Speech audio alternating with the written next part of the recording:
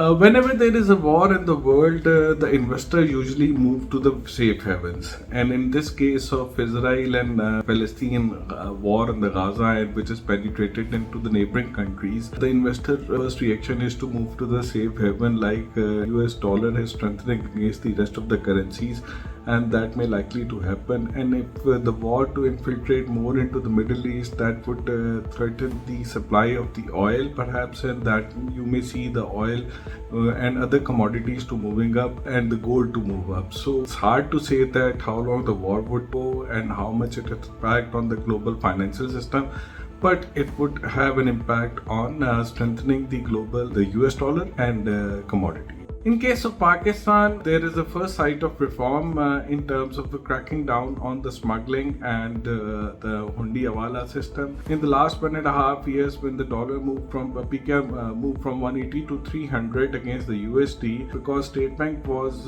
controlling imports through interbank, they allowed the informal import to grow, and lots of imports were coming through that channel. Then Afghan transit trade was abusively used because of the porous border from Iran. Petroleum and petrochemical products are starting importing from there as well. And then the usual under invoicing from China, the countries increased as well.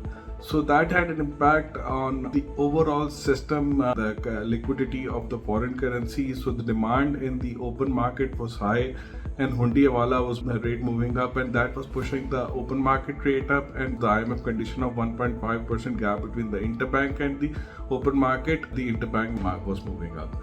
So the government did right by cracking down on the smuggling, by closing down the borders, by reforming the exchange companies. They have asked the banks to open up their own exchange companies and to have their own counter. They have increased the paid-up capital for exchange companies and removed the category B from it, and the franchise model is being removed. So there would be more prudent players coming in the market of the exchange business, where the legitimate need of the foreign flows, for such as someone needs to send dollars for education, health, travel purposes, so that person would be able to buy that.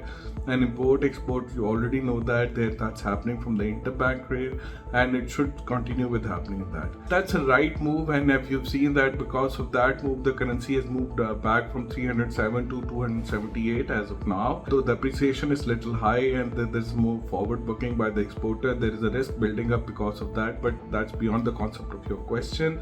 So what the government needs to do is to continue with these reforms and continue with cracking down on the smuggling and form the exchange business once for all and bring it to the formal business.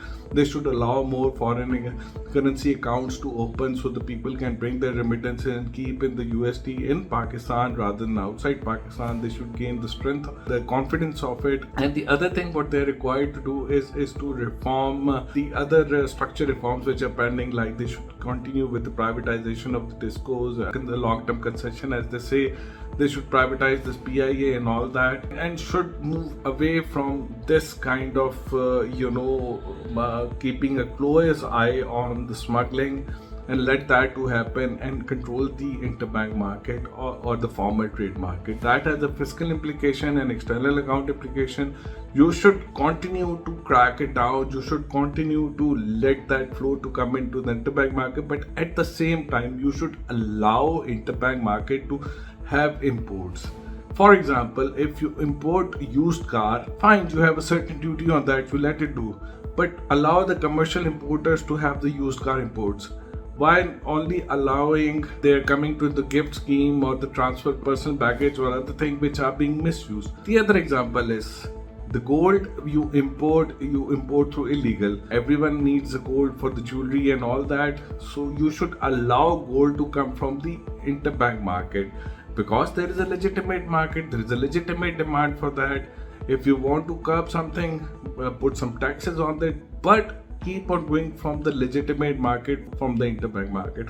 Once you have those loopholes to be closed, and then you reduce the duties of certain products because the duties are higher, people move towards the open market. So that would help to sustain this policy of crackdown, because you cannot have crackdown for long. You have to have incentivized the importers to use the interbank rather going to the smuggling.